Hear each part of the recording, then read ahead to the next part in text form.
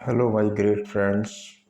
आज का जो टॉपिक है वो इस बात पर बात करेंगे कि रिच लोग कैसे बनते हैं और रिच और पुअर में क्या डिफरेंस है। तो सबसे बड़ी चीज़ क्या है, रिच और पुअर का जो पहला डिफरेंस है।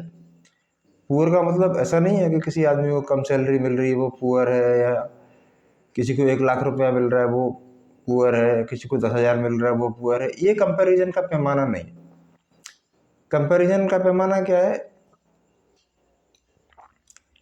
कि गरीब सोच और अमीर सोच में बड़ा फर्क है। गरीब सोच कैसी है, जैसे आजकल आपने देखा होगा कि आप थोड़ा भी पैसा बैंक में डालते हैं या पैसा बैंक से निकालते हैं और फाइनेंस कंपनियों की उस पर नज़र पड़ जाती है। नज़र पड़ा तुरंत उनका मैसेज आने लगता है, सर लोन ले लीजिए, सर लोन ले लीजिए, सर क्रेडिट कार्ड बनवा लीजिए, इस टाइप का।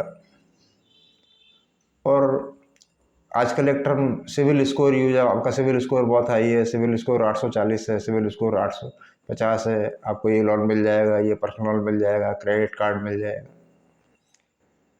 मेरा भी सिविल स्कोर काफ़ी हाई है और काफ़ी बैंकर्स वगैरह के फ़ोन भी आते रहते हैं, क्रेडिट कार्ड के लिए आते हैं, लेकिन मैं कभी खरीदता नहीं उसको।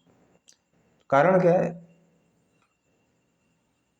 कि दो तरह की चीज़ें हम जीवन में खरीदते हैं, बाई करते हैं। एक तो है असेट्स और एक है लाइबिलिटी। अब जो अमीर आदमी होता है, चाहे उसकी सैलरी कितनी भी हो, वो छोटे से अमीर बन सकता है और एक ज़्यादा कमाने वाला भी गरीब हो सकता है। क्यों? कि ज़्यादा कमाने वाला गरीब इसलिए हो सकता है कि अमीरी का असली मतलब क्या है। अमीरी का असली मतलब ये है कि अगर मैं आज काम करना बंद कर दूं तो मैं कितने साल तक बैठकर खा पाऊंगा। तो बहुत से लोग हैं तो वो अपने असेट्स में इन्वेस्ट करते हैं। असेट्स क्या हैं? जैसे आपने गोल्ड खरीद लिया, वो असेट है। आपने सिल्वर खरीद ली, वो असेट है। मैं उस गोल्ड और सिल्वर की बात नहीं कर रहा हूँ जो आप सोनार से खरीदते हैं। अगर आप प्योर गोल्ड या प्योर सिल्वर को खरीदते हैं जो 100% प्योर होता है, हॉलमार्क का, तो उसकी प्राइस एक साल में 10-12% बढ़ी जानी है। वो आपका असेट है। आपने कोई प्लॉट खरीद लैंड खरीद लिया, वो भी आपका असेट है। और मैंने अभी 2 बुक्स पढ़ी लेटेस्ट। एक थी रिचेस्ट मैन ऑफ बेबीलोन और एक था रिच डैड और पुअर डैड। तो दोनों का जो कंक्लूजन था वो यही था कि आप जो कमाते हैं तो आप अभी अकेले कमाने वाले हैं और आपने कुछ असेट्स खरीद लिए, तब आप भी कमा रहे हैं और साथ साथ में पैरेलली आपके असेट्स की वैल्यू भी बढ़ रही है। अब आप देखें, जैसे आपने एक साल में आपकी इनकम 5 लाख है और आपको असेट्स में लैंड भी आता है। आपने कोई छोटी मोटी लैंड खरीद ली, आपने कोई गोल्ड खरीद लिया, सिल्वर खरीद लिया, कोई शेयर मार्केट में सही इन्वेस्टमेंट कर दिया, किसी पर्टिकुलर कंपनी के शेयर्स खरीद लिए। वो क्या है, आप भी कमा रहे हैं और साथ साथ में वो भी बढ़ रहे हैं। अब जो पुअर माइंडसेट का आदमी है वो क्या करता है, वो लाइबिलिटीज़ खरीदता है। लाइबिलिटीज़ खरीदने का मतलब, जैसे मैंने कार खरीद ली तो कार एक लाइबिलिटी है। जिस दिन कार मैं शोरूम से उतार कर नीचे लाऊंगा उसी दिन उसकी 20-30-40% कॉस्ट कम हो जाएगी और उसके बाद वो आते ही खड़ी होगी। उसकी सर्विस है, उसका इंश्योरेंस है, बहुत सारे खर्चे मेरे ऊपर बढ़ जाएंगे। अब मुझे किसी भी तरह से कमाना और उस इंश्योरेंस को कवर करना है। तो अमीर लोग जो होते हैं उनके पास क्रेडिट कार्ड होते हैं, लेकिन वो बहुत उसका सोच समझ के यूज करते हैं और हमेशा अपने असेट्स को बढ़ाने का प्रयास करते हैं। लाइबिलिटीज़ का मतलब जो खर्चे हैं, अगर हमारे पास एक बाइक भी है वो लाइबिलिटी है। हाँ, ऐसा नहीं है कि ज़रूरत है तो खरीदेंगे, लेकिन अगर बाइक से काम चल जाए तो कार खरीदने की क्या ज़रूरत है, क्रेडिट कार्ड से लोन लेने की क्या ज़रूरत है। ये सारी चीज़ें क्या हैं कि आपके खर्चे बढ़ा देती हैं। तो हम लोग लाइबिलिटीज़ बढ़ाते चले जाते हैं। जैसे मैंने देखा है कई बार, अभी मैं हेयर कट के लिए एक जगह जाता हूँ, वो बार्बर है, तो अभी उसने दिखाया मुझे 1 लाख रुपए का फ़ोन चलाता है वो। अरे भाई, 1 लाख का फ़ोन चलाता है तो भी वैसा ही रहेगा, 10,000 का फ़ोन चलाएगा तो भी वैसा ही रहेगा। अब उसने एक लाइबिलिटी बढ़ा दी। अगर बाई चांस वो फ़ोन गुम होता है, खोता है, कोई दिक्कत है, तो 1 लाख रुपए का लॉस होगा, जबकि मेरा सेम काम 10,000 रुपये के फ़ोन में चल जाता है। तो मैं भाई 1 लाख का फ़ोन लेने की मुझे क्या ज़रूरत है, मैं अपने 10,000 के फ़ोन में खुश हूँ। बाकी 90,000 जो बचा है मेरे पास, उसको मैं कोई असेट्स बाई करने में लगा सकता हूँ। असेट्स बाई करने का तो एक तरफ मैं कमाऊंगा, दूसरी तरफ मेरी असेट्स कमाएंगी। असेट्स का मतलब एक वर्ड यूज होता है पैसिव इनकम। पैसिव इनकम होती है कि आप तब तक अमीर नहीं हो पाते जब तक कि आपका पैसा सोते सोते नहीं बढ़ता। यानी आपके पास कुछ ऐसा इन्वेस्टमेंट है जो सोते सोते बढ़ रहा है, आप काम नहीं कर रहे हैं फिर भी बढ़ रहा है, इसको बोलते हैं पैसिव इनकम। तो जब तक पैसिव इनकम नहीं होगी तब तक आपको मेंटल पीस नहीं होगी। पैसिव इनकम ये डिसाइड करती है कि भाई आप कोई भी काम कर रहे हैं, कोई भी कंपनी चला रहे हैं, कोई भी जॉब कर रहे हैं, कोई भी चीज़ कर रहे हैं, वो कभी भी बंद हो सकती है, कभी भी छूट सकती है, कभी भी मार्केट, अगर आपका कहीं शेयर मार्केट में इन्वेस्टमेंट ही है तो वो भी कभी भी 30% गिर सकता है। तो क्या आपके पास इतना मैनेजमेंट है जो आप उसको संभाल ले जाएंगे? इसका एक्सपीरियंस मैंने तब किया जब मैं एक बार अचानक से बीमार पड़ा। तो मेरा काम भी ठीक था और सब चीज़ें ठीक चल रही थी, और बीमार पड़ा, अचानक से बीमार पड़ा और बहुत भयंकर बीमार पड़ा। चलना फिरना खत्म हो गया, आप मेरे 30-40 केजी वेट रह गया मेरा घट के। और फिर वो ये इधर से सपोर्ट लो, उधर से सपोर्ट लो। क्यों? कि मैंने कोई पैसिव इनकम इस टाइप की जनरेट नहीं करी थी। दूसरा क्या था कि जैसे हम लोग कोई भी बिजनेस करते हैं, तो बिजनेस का क्या होता है, बिजनेस आपका असेट्स नहीं है, आपका इवन देन आपका जो मकान है वो भी असेट नहीं है। मकान, एक मकान आप बड़ा खरीदते हैं, मेरे पास बहुत बड़ा मकान है, तो मेरा मकान जो है 6,000 स्क्वायर फीट में है। तो इसके मेंटेनेंस में हमेशा कुछ ना कुछ इतना खर्च होता है जिसका कि आप इमेजिन नहीं कर सकते। बिजली का बिल है, हाउस टैक्स है, और भी चीज़ें हैं। अब आपने देखा होगा कि जो बिल गेट्स है वो भी पुराने, उसने तो खैर नया बना लिया। वारेन बफे आज भी पुराने छोटे से घर में रहता है। एलोन मस्क बहुत छोटे से घर में रहता है, और बाकी वर्ल्ड में नाम है उनका। तो हाउस भी जो बनाते हैं वो भी आपका एक लाइबिलिटी है, लेकिन हाउस की जगह आप कोई प्लॉट बाई करते हैं तो वो लाइबिलिटी नहीं है, वो धीरे धीरे उसका प्राइस अप होगा और बढ़ेगा ही बढ़ेगा। और दूसरा क्या होता है, जब भी आप घर बनाते हैं तो कभी भी कंस्ट्रक्शन कॉस्ट की प्राइस आपको नहीं मिलती, केवल लैंड की प्राइस मिलती। आज मेरे पास एक लैंड है, सपोज जिसका कॉस्ट, मेरे लैंड कॉस्ट 9 करोड़ है, तो मैंने इंफ्रास्ट्रक्चर पे अगर उस पर 5 करोड़ भी लगा रखा है तो कोई मुझे 10 करोड़ 12 करोड़ ही देगा, मेरे इंफ्रास्ट्रक्चर की वैल्यू जीरो। तो ऐसा है हर बनाने, हर, अब देखो आप मार्केट में जाओ, अब दिल्ली में जो कपल्स वगैरह जाते हैं और दोनों जॉब करते हैं, जॉब करने के बाद सीधा उनका होता है यार घर दे लें, जहाँ उनकी सैलरी 2.5-3 लाख रुपए उनके अकाउंट में जाती है, बैंक के थ्रू बैंक वाले देख लेते हैं, बोले सर घर ले लीजिए, घर ले लीजिए। अब उनका 50,000 रुपये महीने इंस्टॉलमेंट में उन्होंने 3 BHK या कोई घर ले लिया, अब वो फंस गए, उतना तो उन्हें पे करना ही है। अचानक से कोरोना आ गया, अचानक से कोई चीज़ आ गई और झटका लगा, या मार्केट के ट्रेंड्स चेंज हुए, क्योंकि मार्केट का ट्रेंड तो कभी भी चेंज हो सकता है। आज जो बिजनेस चल रहा है कल ट्रेंड, कल हो सकता है ना चले। आज जो कंपनीज ग्रो कर रही हैं कल हो सकता है वो ना ग्रो करें। तो अब आपको वो लोन पे करना है। उन्होंने तभी तभी कंपनीज के फोन आने लगे, अरे सर आपका सिविल स्कोर बहुत बढ़िया है, या फिर कार खरीद लीजिए। उन्होंने बेचारों ने कार खरीद ली, मालूम पड़ता है 2 साल बाद 3 साल बाद अचानक से कंपनी से उनका जॉब छूट गया। जॉब छूटा, अब हालत खराब है भाई, अपने तो खाते पीते जीते कैसी भी तरह से, लेकिन अब जो जवाबदारियां बंधी हुई हैं, एक तो हाउस की 50,000 रुपये की किस्त है, वो गाड़ी फाइनेंस कराई उसकी 20,000 रुपये की किस्त है, तो ये इंस्टॉलमेंट पे करना पड़ेगा उनको, कहीं से भी करें कैसे भी करें, नहीं तो घर टूट जाएगा। उस चक्कर में क्या होगा कि उन्हें सस्ती लेबरहुड पे, सस्ती कीमत पर कहीं नौकरी करनी पड़ेगी, क्योंकि वो चुकाना है। और उनका जो मालिक है उसको भी पता है कि अब तो ये जॉब करेगा ही करेगा, क्योंकि इसके ऊपर जिम्मेदारी है। घर लिया है, इसकी किस्तें 20 साल तक चलेंगी, गाड़ी ली है, इसकी इंस्टॉलमेंट 5 साल तक चलेगी। तो ये सब दिखने में तो बड़ा अच्छा लगता है, बड़ा ग्लैमरस है, लेकिन उसको डायरेक्टली और इनडायरेक्टली उसकी कीमत चुकानी पड़ती। अभी क्या हुआ, एक बहुत अच्छा बंदा था, बेंगलोर में, उसका जो है 1 करोड़ का पैकेज था। वाइफ भी जॉब करती थी, उसने वाइफ की जॉब छुड़वा दी और इधर भाग उधर भाग, प्रेशर में भाग, काम कर, पैसा कमा, घर ले लिया, गाड़ी ले ली। अचानक से क्या होता है कि एक दिन उसको तबीयत खराब होती है, वो बेहोश हो जाता है। कंपनी वाले उसको हॉस्पिटलाइज वगैरह कराते हैं। डॉक्टर कहता है भाई तुम बहुत भाग दौड़ कर रहे हो, बहुत स्ट्रेस ले रहे हो, इसलिए तुम्हें ये ट्रबल हो गई और तुम ठीक नहीं हो गई। जैसे ही पड़ जाता है, 10-15 दिन बाद कंपनी वाले वेट करते हैं, 15 दिन बाद कंपनी वाले दूसरा CEO अपॉइंट कर देते हैं। हो गया खेल। अब उसके ऊपर इतना लोन अमाउंट है, एक्सपेंडिचर बढ़ा हुआ है। अब वो एक्सपेंडिचर कैसे कंट्रोल होगा? तो हमेशा अमीर लोग जो होते हैं वो असेट्स खरीदते हैं, और जो गरीब जो रिच दिखाने की कोशिश करते हैं, और जिनके पास नहीं होता वो गाड़ियाँ खरीदते हैं, महंगी महंगी चीज़ें खरीदते हैं, इवन देन ना हो तो इंस्टॉलमेंट पे ले। ये इंडियन मिडिल क्लास की बहुत बड़ी प्रॉब्लम है। लेकिन जो सेंसेबल लोग हैं वो छोटे से मकान में रह के अपने असेट्स को लगातार बढ़ाते हैं।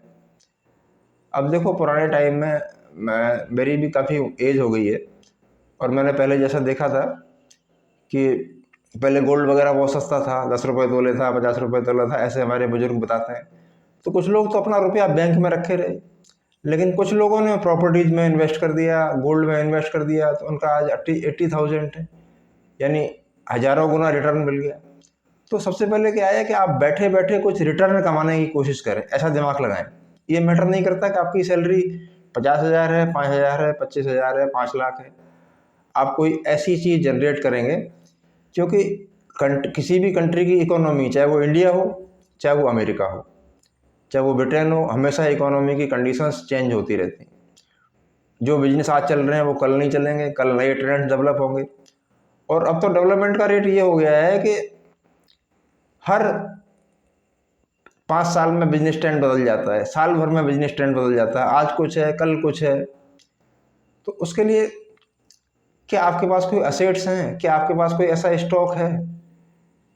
अब बहुत से लोग side by side stock market वगैरह में निवेश करते हैं, इन्वेस्ट करते हैं, तो देखेंगे आप कि वो धीरे धीरे धीरे अपना जॉब करते हुए एक पैरेलल, तो अब आप अकेले नहीं रहे, अब आप 2 हो गए। एक तो आप खुद काम कर रहे हैं और दूसरा आपका पैसा काम कर रहा है। जब दोनों चीज़ें एक साथ काम करेंगी तो आपका ग्रोथ डबल होगा। अब जनरली क्या करते हैं कि कभी कभी हम इमोशनल होके, भावावेश में आके लोगों के ऊपर इन्वेस्ट कर देते हैं। चलो ये तो मेरी माँ है, ये मेरा ये है, ये मेरा दोस्त है, चलो इसको इन्वेस्ट करते हैं, आगे चल के ये। लेकिन जैसे ही वो थोड़ा ग्रो करेगा उसकी नीयत खराब हो जाएगी, डेफिनेटली वो सोचेगा यार ये तो सब मैंने किया है। तो ये ठीक ऐसी स्थिति होती है उसके लिए कि उसको एक्चुअल लाइफ का पता ही नहीं चलता कि इन्वेस्टमेंट है क्या। तो ज़्यादातर जो हायर लेवल की पेरेंटिंग है, तो उसमें पेरेंटिंग में वो यही सिखाते हैं कि अभी बिरला का एक बच्चा है, उसकी बात कर रहा हूँ। उसके बाप ने एक सर्टेन टाइम पे उसे बुलाया जब वो 16-18 साल का हुआ, भाई देख इतना पैसा ले ले, आज से तुझे अपना खर्चा अपने आप चलाना है। शेयर मार्केट का ये रहा, तुझे कैसे पैसा लगाना है, कैसे बोली लगानी, कैसे चढ़ाना है, कैसे उतारना है, ये तू जान, आज से तू अपना कमाएगा। ऐसा करते करते वो उस इन्वेस्टमेंट की टेक्निक को सीख गया। अब 2 तरह के इन्वेस्टमेंट है, एक आपका सॉलिड इन्वेस्टमेंट है, पक्का, जैसे आपने गोल्ड खरीद लिया पक्का है, लैंड खरीद लिया पक्का है, थोड़ा सोच समझ के खरीदें। लेकिन शेयर मार्केट है वो भी एक अच्छा इन्वेस्टमेंट है, ऐसा नहीं है कि वो ग्रो करता है हमेशा। अगर आप में लॉन्ग टर्म उस मार्केट को बर्दाश्त करने की क्षमता है तो डेफिनेटली वो ग्रो करेगा।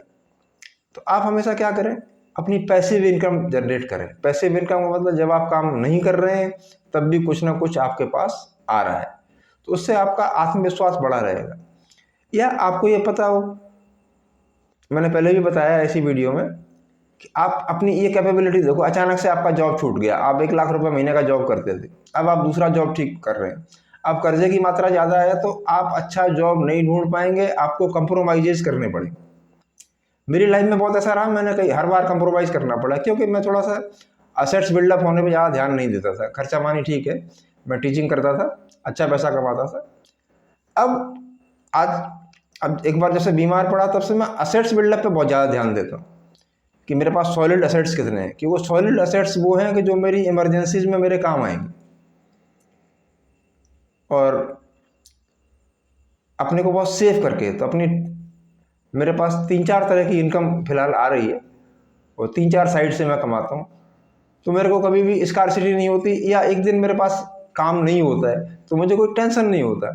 जबकि जिसने बहुत ज़्यादा क्रेडिट कार्ड्स, बहुत ज़्यादा लोन, बहुत इस टाइप की एक्टिविटी कर रखी है, उसको भयंकर टेंशन होता है।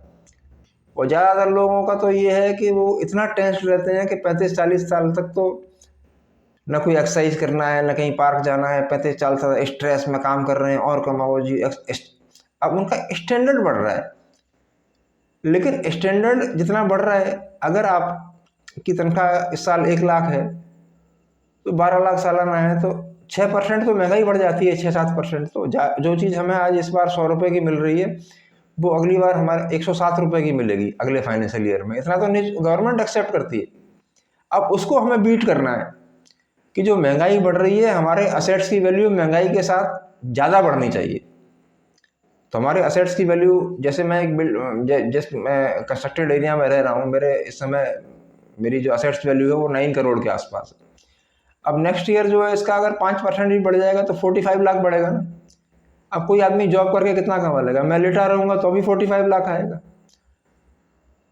ठीक है, मेरी पेरेंटल प्रॉपर्टी है और उसके बाद भी मैं कमाता हूँ। ठीक है, मेरे पास रेंटल इनकम है, मेरे पास ऑनलाइन वर्क करता हूँ, उससे इनकम है। तो ऐसी स्थिति में क्या होता है कि आपको एक तो करेज रखना है, और जब भी फाइनेंस आए, मैं ये नहीं कर रहा कम आए आपके पास या बहुत ज़्यादा आए, जितना भी आए उसमें से आप कुछ ना कुछ असेट्स में ज़रूर लगाएं। अब आप लोगों को प्रॉब्लम होगी, यार 1,000 रुपये आए, 1,000 रुपये को मैं असेट्स में कहाँ लगाऊं, तो बड़ा प्रॉब्लम है। अरे ठीक है, 1,000-5,000 रुपये इकट्ठा करो, किसी गोल्ड स्मिथ के पास जाओ, उससे बोलो भैया मुझे 5,000 की प्योर सिल्वर चाहिए, प्योर चांदी चाहिए, खरीद के रख लो। बढ़ रही है, नेक्स्ट ईयर आएगा तो वो 10% बढ़ जाएगी। इस तरह बहुत सारे निवेश। उन चांदी के ऑर्नामेंट्स की बात नहीं कर रहा, ऑर्नामेंट में तो सारे मिलावट होती है, 30-40% मिलावट कर देते हैं वो लोग। तो आपको एक्चुअली जिस दिन गहना आप खरीदते हैं तो 40% उसकी वैल्यू उसी दिन उसी के पास बेचने जाएंगे, वो 25% 30% घटा के आपसे लेगा। इसलिए प्योर गोल्ड खरीदें। दूसरा है पम्प एंड शो से बहुत ज़्यादा बचें। पम्प एंड शो किसी के, मैंने देखा है कि कहीं एक घर में शादी होती है तो बहुत सारे लोग अपने ड्रेसेस बनवा रहे हैं, ये कर रहे हैं, वो कर रहे हैं। वो करना बुरा नहीं है, अगर आपके पास एडिशनल फंड है, आप उस लायक हैं तो आप करिए।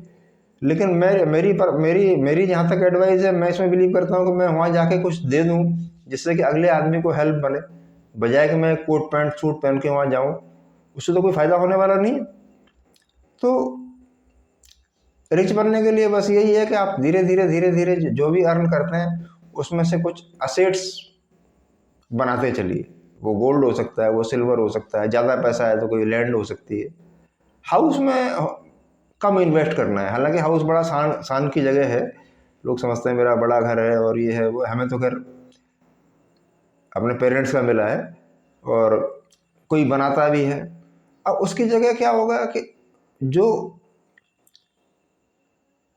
रिच लोग हैं वो कॉमर्शियल प्रॉपर्टी खरीदते हैं, वो दुकान खरीदेंगे, वो प्लॉट भी नहीं खरीदेंगे, दुकान खरीदेंगे। उन्हें पता है कि दुकान की वैल्यू जो है डे बाई डे बढ़ेगी। कोने की दुकान देखेंगे, छोटी प्रॉपर्टी देखेंगे, लेकिन कॉमर्शियल देखेंगे। और छोटी और कॉमर्शियल प्रॉपर्टी क्या करती है, उससे आपका ग्रोथ रेट हाई होता है, रेंट पे जल्दी उठती है। एक दुकानदार गया दूसरा आ जाएगा, दूसरा गया तीसरा आ जाएगा। ठीक है।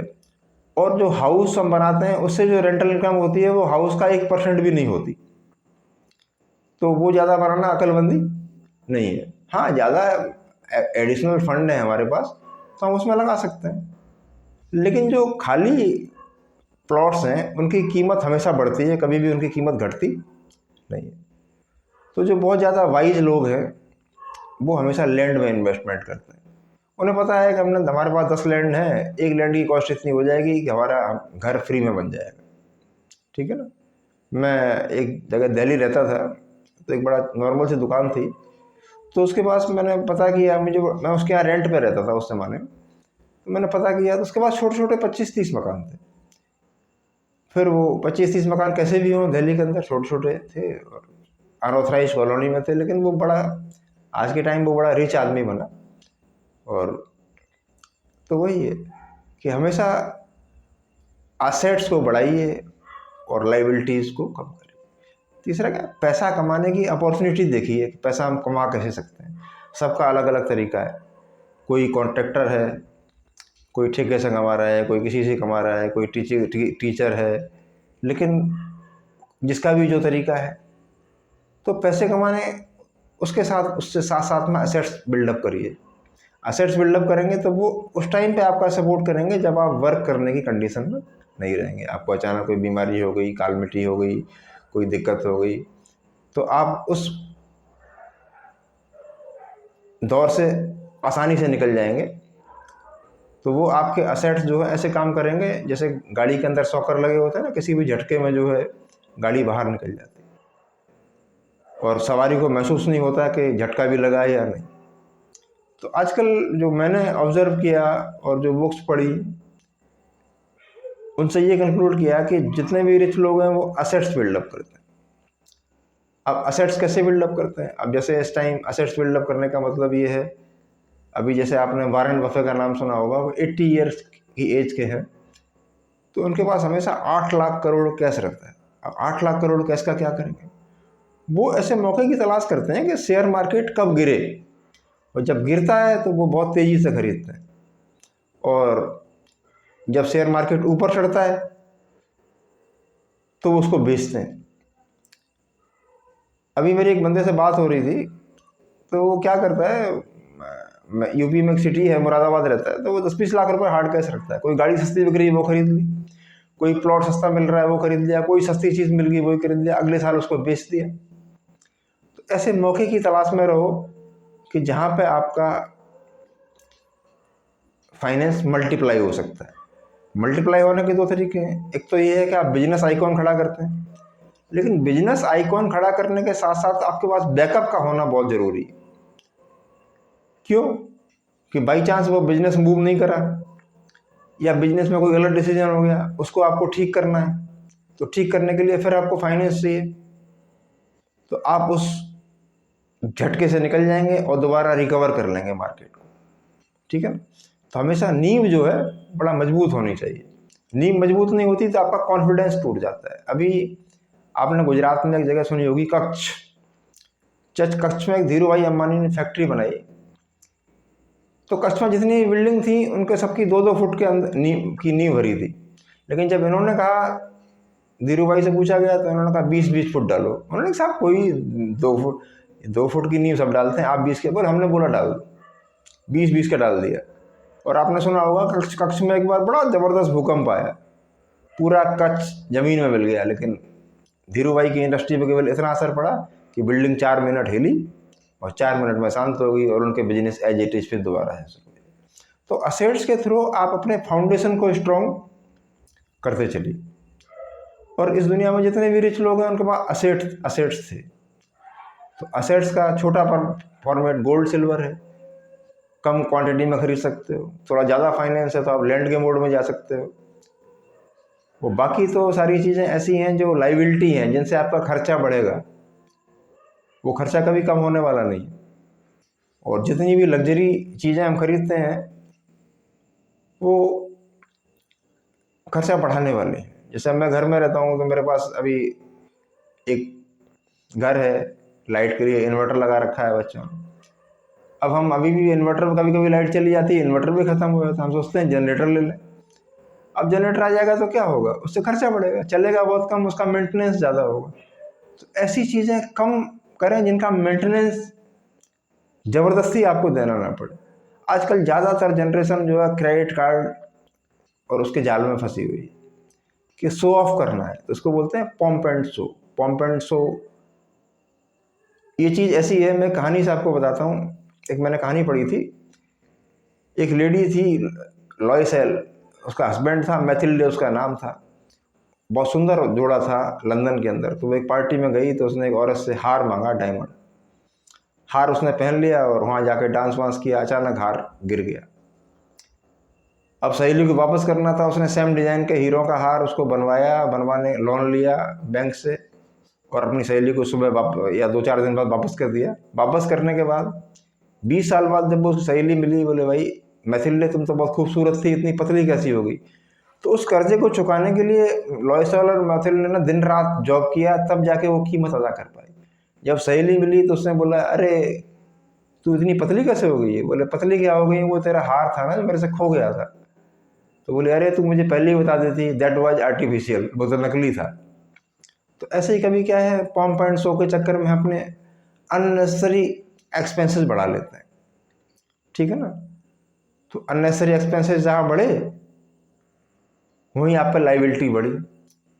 हाँ, तो अगर लाइबिलिटी बढ़ रही है उसके साथ साथ पैरेलल हमारे असेट्स बढ़ रहे हैं तो समझ लो वी आर क्वाइट ओके। अगर खाली लाइबिलिटीज बढ़े जा रही है, असेट्स नहीं बढ़ रहे हैं, इसका मतलब we are in empty hand. तो रिच लोगों का यही फार्मूला है। और बाकी जो रिच नहीं है, रिच माइंड सेट है ये। और बाकी गरीबों का जो फार्मूला है, गरीब का मतलब चाहे मैंने 5 लाख मिल रहे हैं, चाहे 10 लाख मिल रहे हैं, चाहे कितना भी मिल रहा है। तो मैं टीचिंग प्रोफेशन में रहा हूँ दिल्ली, 27 ईयर्स मेरा गुजरा है। मैंने ऐसे ऐसे लोग जिनके जिनका 75 लाख पर एनम का पैकेज था, जब उनकी जॉब छूटी तो रोड पे आ गए, दोबारा खड़े होने की जगह नहीं मिली। तो अब होता क्या है कि वो जिसके यहाँ नौकरी करते हैं, जॉब कर रहे हैं, चाहे वो किसी भी लेवल कारपोरेट जॉब हो, चाहे कुछ भी हो, उनके ओनर को जब पता चल जाता है ना इसके ऊपर बहुत ज़्यादा डेट है, कर्जा है, तो वो बड़ा एक्सप्लॉइट करता है। उन्हें पता चला जाएगा कहाँ बाहर, क्यों कि इसने असेट्स मैनेजमेंट के नाम की कोई चीज़ ही नहीं है, इसके पास तो लाइबिलिटी मैनेजमेंट है, अपने एक्सपेंडिचर को बढ़ा रहा है। तो हमेशा आप रिच माइंडसेट रखिए, पॉम्प एंड शो पे मत जाइए, सॉलिड रखिए अपने आप को और हमेशा अपने असेट्स को बढ़ाइए, ठीक है। असेट को बढ़ाने का मतलब जैसे बैंक में पैसा है, वो आपको 6% इंटरेस्ट देता है, आपका शेयर मार्केट में वो उससे ज़्यादा इंटरेस्ट देता है, लेकिन ऐसा नहीं है, उसकी भी आपको स्टडी होनी चाहिए। कि कोई किसी ने बोला, आपने चाचा ताऊ के कहने पे शेयर मार्केट का काम कर लिया और बाद में मालूम पड़ा आप बैठ गए। तो हमेशा रिच बनने का यही फार्मूला है कि अपनी काबिलियत बढ़ाइए, अपनी स्किल बढ़ाइए, और काबिलियत और स्किल से अपनी कमाई बढ़ाइए, और कमाई जब बढ़ जाए तो असेट्स में ज़रूर लगाइए और सॉलिड असेट्स में लगाइए, ताकि आपकी पैसिव इनकम जनरेट हो, यानी आप जब बैठे हैं तब भी आपका पैसा बढ़ रहा हो, ठीक है ना। तो जितने भी ये बड़े बड़े इंडस्ट्रियलिस्ट हैं सब है, इनका क्या है, ये बैठे हैं सो रहे हैं तो अभी पैसा बढ़ रहा है, उनका मैनेजमेंट है, हमारा तो नहीं बढ़ रहा। यही उनकी। दूसरा क्या है, उनके वर्किंग आवर्स ज़्यादा हैं, वर्किंग आवर्स ज़्यादा करते, हम एक दिन में कितना काम कर लेंगे, 8 घंटे कर लेंगे, और उनके 1000 वर्कर लगे हुए हैं तो कितना काम कर रहे हैं, 8 इंटू 1000, 8000 घंटे वर्क हो रहा है। किसी के 5 लाख वर्कर हैं तो करोड़ों घंटे वर्क हो रहा है, लाखों घंटे वर्क हो रहा है, और हम तो अकेले कितना वर्क कर पाएंगे। इसलिए उनकी क्या है, उनकी पैसिव इनकम है कि while they are sitting the system is earning. जब वो बैठे हैं तो अभी उनका सिस्टम कमा रहा है। और हम लोगों की क्या कमी है कि हम जब तक लगे रहेंगे तब तक ही आएगा, नहीं लगेंगे तो नहीं आएगा। अब उस आने के लिए क्या करना पड़ेगा आपको, आपको अपने असेट्स को बढ़ाना पड़ेगा। असेट्स का मतलब सॉलिड इन्वेस्टमेंट है, वो बैंक है, शेयर मार्केट है, लैंड है, गोल्ड है, सिल्वर है, ये सब चीज़ें आपके असेट्स को बढ़ाने वाली। तो रिच लोग हमेशा कोई प्रॉपर्टी है, ठीक है ना, तो हमेशा ऐसे मौके की तलाश में रहो, कहीं कोई चीज़ सस्ती मिल रही है आप उसको महंगा करके बेच सकते हैं, ये सब चीज़ें सीखिए। तो बस कुल मिलाकर के निचोड़ यही है कि जो अमीर होता है वो दिखावा नहीं करता, वो अपना सिंपल रहेगा और अपने असेट्स को मजबूत रहेगा, इसीलिए उसका आत्मविश्वास, आत्मबल बहुत बड़ा होता है। और जो पॉम्प एंड शो वाला होगा वो कितना ही अर्न करे, उसका वही पुअर माइंडसेट मैं कह सकता हूँ इसको, कि वो लाइबिलिटीज़ को इतना ज़्यादा बढ़ा लेगा कि 1 लाख सैलरी होगी तो लाइबिलिटी 1.5 लाख कर देगा, 1.5 लाख सैलरी होगी तो लाइबिलिटी 2.5 लाख कर देगा। तो असेट्स बिल्डअप नहीं करेगा तो आगे उसके पास कुछ नहीं बचेगा। तो कहने का मतलब जैसे गवर्नमेंट पेंशन देती है, इसी तरह आप भी कुछ ऐसा जनरेट करिए, और ये अर्ली एज में ये स्टार्ट होता है। तो असेट्स को जरूर बढ़ाइए और अपनी अर्निंग को भी बढ़ाना है, क्योंकि ये आपकी अर्निंग एक साल में 6% तो बढ़नी बढ़नी चाहिए। अगर इस साल आपकी सैलरी 1 लाख सालाना है तो अगली साल 1,06,000 होगी, तब आप गुजारा कर पाएंगे। इन्फ्लेटेशन है, हमेशा आपने इन्फ्लेटेशन को बीट करना है। अगर आप इन्फ्लेशन को बीट नहीं कर पाएंगे तो कुछ नहीं कर पाएंगे। ओके, जय हिंद, जय भारत दोस्तों।